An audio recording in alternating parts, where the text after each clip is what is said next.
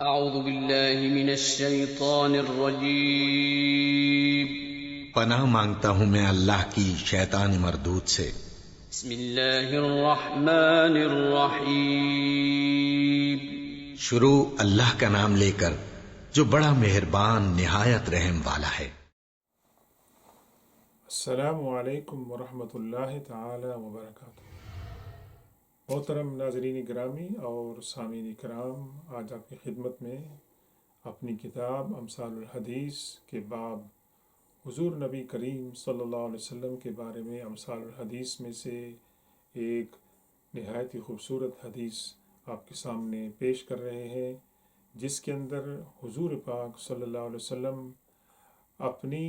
اور اپنی امت کی مثال بیان فرما رہے ہیں، اور اس حدیث کے اندر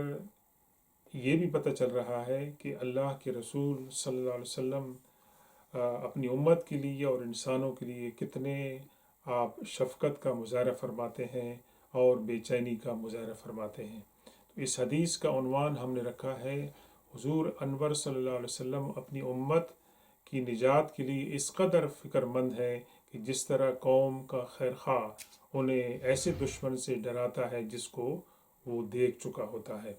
تو آئیے اس حدیث پاک کی تلاوت کرتے ہیں اور اس کے بعد انشاءاللہ اس کا ترجمہ اور اس کے اندر جو اہم نکات ہیں وہ آپ کی خدمت میں پیش کریں گے۔ عن ابی موسیٰ الاشعری رضی اللہ عنہ عن رسول اللہ صلی اللہ علیہ وسلم قال ان مثلی ومثل ما بعثني الله به كمثل رجل أتى قومه فقال يا قوم إني رأيت الجيش بعيني وإني أنا النذير العريان فالنجا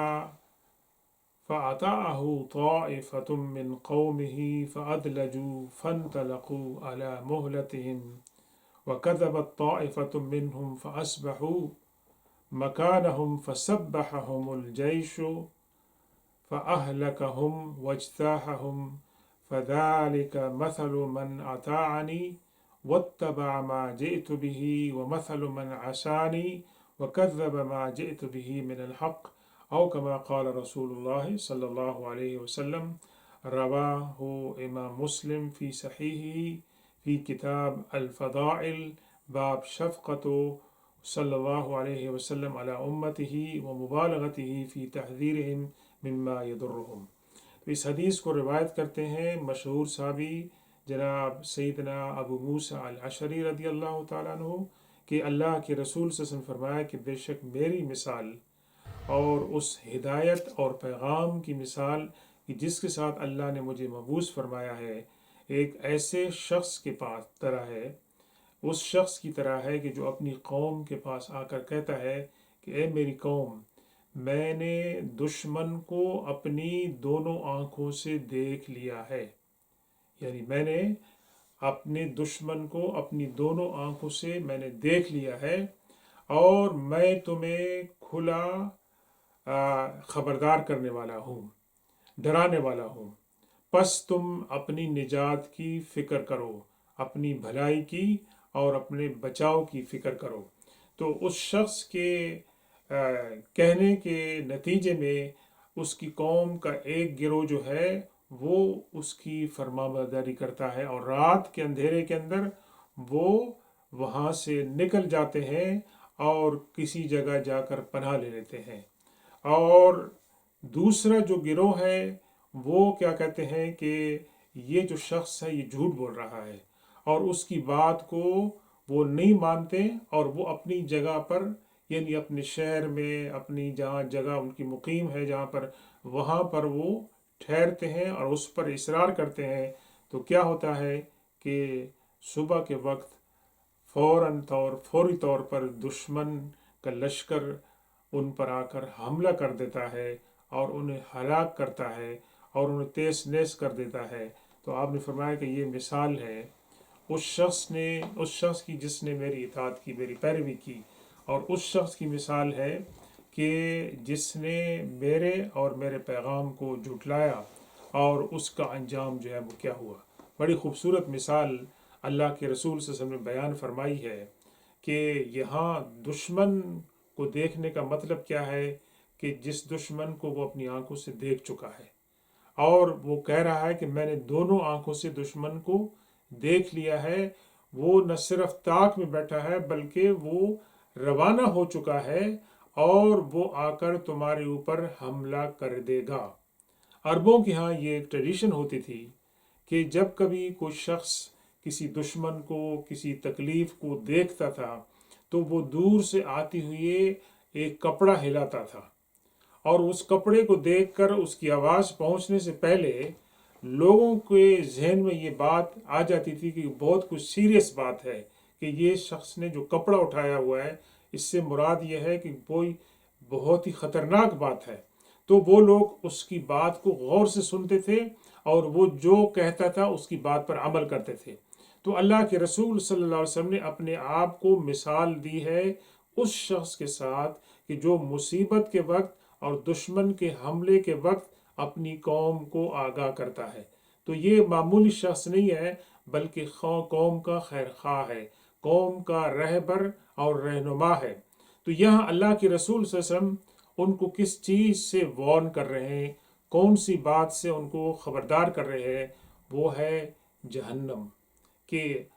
جہنم جو ہے اس کے اندر وہ چلے جائیں گے اگر انہوں نے اس کی حضور پاک صلی اللہ علیہ وسلم کی تعلیمات پر عمل نہیں کیا۔ اور دشمن کون ہے یہاں پر؟ دشمن انسانوں کا ازلی دشمن ہے وہ شیطان، اور شیطان جو ہے وہ گمراہی کو خوبصورت انداز کے اندر پیش کرتا ہے، اور انسان شیطان کے بہکاوے کو سمجھتا نہیں اور اس کے بہکاوے میں آ جاتا ہے، اور شیطان اپنی جو بری باتیں ہیں وہ مزین کر کے لوگوں کو بتاتا ہے، اور لوگ اس کی باتوں پر عمل کرتے ہیں، اور وہ نتیجے میں تباہی کا شکار ہوتے ہیں۔ تو اللہ کے رسول صلی اللہ علیہ وسلم نے اپنی مثال اس خبردار کرنے والے رہنما اور مصلح کے طور پر بتائی ہے کہ جو اپنی قوم کے لیے فکر مند ہے، اور جس نے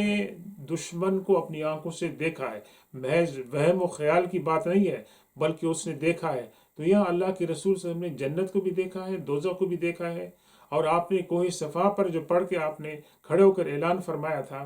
کہ اے لوگ، اگر میں تمہیں بتاؤں کہ صفا کی دوسری طرف دشمن تمہاری طاق میں بیٹھا ہے، تمہارے اوپر حملہ کرنے والا ہے، تو کیا تم میری بات کو مانو گے؟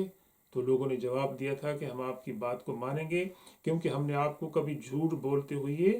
نہیں پایا ہے۔ تو آپ نے فرمایا کہ میں تمہیں اس سے ایک زیادہ خطرناک بات کے بارے میں بتا رہا ہوں کہ قیامت آنے والی ہے، اللہ کے سامنے تم نے پیش ہونا ہے، اور تمہارے اعمال کی باس پرس ہوگی۔ اگر تم نے میری بات کو مان لیا